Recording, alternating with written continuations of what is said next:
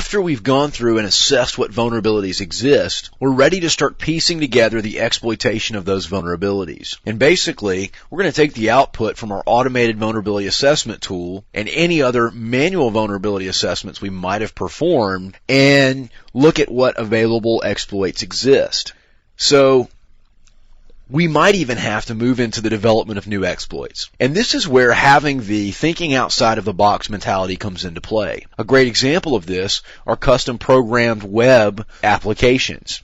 A customer that I've worked with in the past employed a new web application. It was written using PHP, which is a very common web language, and worked great for them. The company that built it never really gave a lot of thought to security of the application itself. Well, running automated vulnerability assessments against the box and doing all the basic steps, I didn't discover any major vulnerabilities. Everything looked to be pretty well locked down.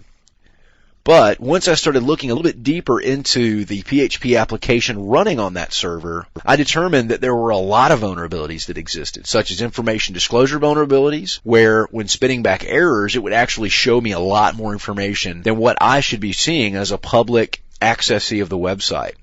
In addition, there were a lot of vulnerable forms where I could use SQL injection or possibly try to manipulate the forms on the back end and then post that back to the database to retrieve more information. So having enough skill and mentality to be able to move outside the automated process of vulnerability discovery and exploitation is extremely valuable.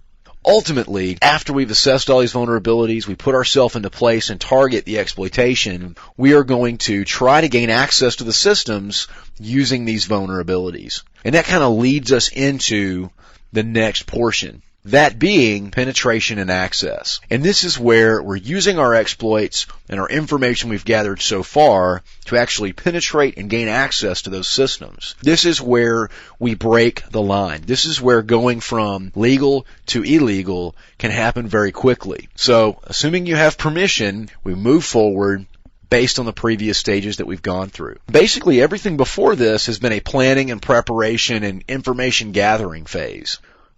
Based on those exploited vulnerabilities that we've discovered, we gain access to those systems, and we can do that at various levels depending on what vulnerabilities exist. But the ultimate goal here, again, gain access to that system. So at this point, we can effectively say, if we were successful in our penetration attempt, that this system has a very serious vulnerability. So a great example, going back to that PHP application, me being able to run SQL commands against the database through the PHP application was effectively going from research to penetration. I'm actually in the system. I'm retrieving customer records that are confidential. So without that user's permission, I've actually moved into the illegal phase now where I could be prosecuted for my actions. So keep that in mind once you reach this step in the methodology.